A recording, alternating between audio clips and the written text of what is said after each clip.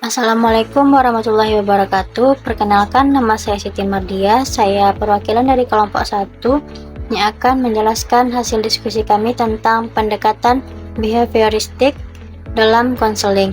Yang pertama itu ada filosofi dasar, yaitu didasarkan pada keyakinan bahwa perilaku manusia dipengaruhi oleh pengalaman belajarnya. Pendekatan ini menganggap bahwa perilaku manusia merupakan hasil dari proses belajar yang dapat diubah melalui manipulasi kondisi belajar. Selanjutnya yaitu ada konsep inti. Pendekatan behavioral melibatkan pemahaman dan modifikasi perilaku melalui rangsangan eksternal dan internal respon yang terlihat secara nyata. Dalam konteks teori ini menekankan penggunaan reinforcement atau penguatan dan punishment dan hukuman untuk membentuk atau mengubah perilaku. Konsep reinforcement dan punishment itu digunakan untuk membentuk, mengubah, atau menghilangkan perilaku. Selanjutnya yaitu peran konselor. Yang pertama itu mengaplikasikan prinsip dari mempelajari manusia untuk memberi fasilitas dan penggantian perilaku maladaptif dengan perilaku yang lebih adaptif. Yang kedua yaitu menyediakan secara untuk mencapai sasaran konseli dan membebaskan seseorang dari perilaku yang menganggap atau mengganggu kehidupan yang efektif sampai dengan nilai demokrasi tentang hak individu untuk bebas mengejar sasaran yang dikehendaki sepanjang sasaran itu sesuai dengan kebaikan masyarakat secara umumnya.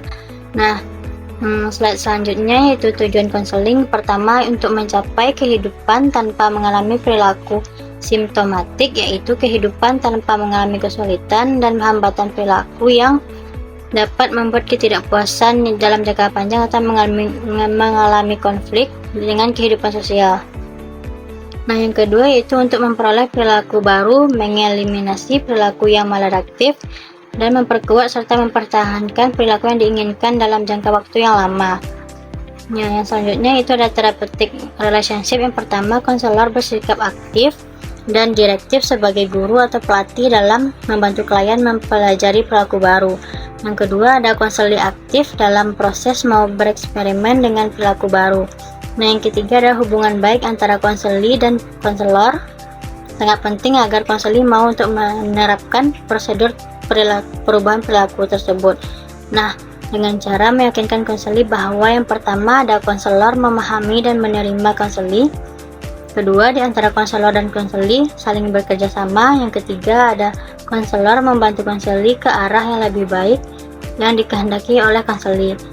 Selanjutnya ada teknik atau aplikasi dalam pendekatan ini. Yang pertama ada teknik operant conditioning. Prinsip kunci dalam behavioral adalah penguatan positif, penguatan negatif, extension, hukuman positif, dan hukuman negatif. Yang kedua ada model asesmen fungsional, merupakan blueprint bagi konselor dalam memberikan intervensi yang diperlukan oleh konseli. Yang ketiga ada relation training and relate method, adalah teknik yang dipakai untuk melatih konseli agar melakukan relaksasi. Yang keempat ada systematic desensitization, yaitu merupakan teknik yang tepat untuk terapi bagi konseli yang mengalami fobia, anoreksia nervosa, depresi, obsesi kompulsif, dan lainnya. Yang kelima ada exposure therapist. Yang ini variasi dari exposure therapist adalah in vivio desensitization dan flooding. Teknik terapi ini dengan memaksimalkan kecemasan atau ketakutan konseli. Yang keenam ada eye movement desensitization dan reprocessing, didesain dengan membantu konseli yang mengalami post traumatic stress disorder. Yang ketujuh yaitu ada assertion training. Metode ini didasarkan pada prinsip-prinsip terapi kognitif perilaku, ditujukan bagi konseli yang tidak dapat mengungkapkan ketegasan dalam dirinya. Yang kedelapan yaitu ada self management program and self directed behavior, yaitu terapi bagi konseli untuk membantu terlibat dalam mengatur dan mengontrol dirinya sendiri. Yang sembilan ada multimodal terapi, yaitu clinical behavior therapy, dikembangkan dengan berdasar pada pendekatan secara holistik dari teori belajar sosial dan terapi kognitif, kemudian sering disebut dengan technical adaptation. Yang selanjutnya ada keterbatasan pendekatan ini adalah yang pertama bersifat dingin, kurang menyentuh aspek pribadi, sifat manipulatif, dan mengabaikan hubungan pribadi. Nah, yang kedua lebih konsentrasi pada teknik. Yang ketiga, pemilihan tujuan sering ditentukan oleh konselor. Yang keempat, meskipun konselor behavior menegaskan klien unik dan menuntut perlakuan yang spesifik, tapi masalah klien sering sama dengan klien yang lain, dan karena itu sudah menuntut strategi konseling. Selanjutnya ada pembahasan kasus. Di sini kami mengangkat sebuah kasus tentang seorang klien yang bernama Maya. Dia menderita fobia terhadap anjing setelah dia mengalami serangan anjing ketika dia masih kecil.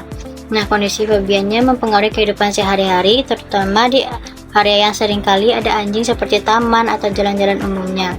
Nah, pembahasan dengan menggunakan teknik desensitisasi sistematik. Yang pertama itu identifikasi hierarki kecemasan.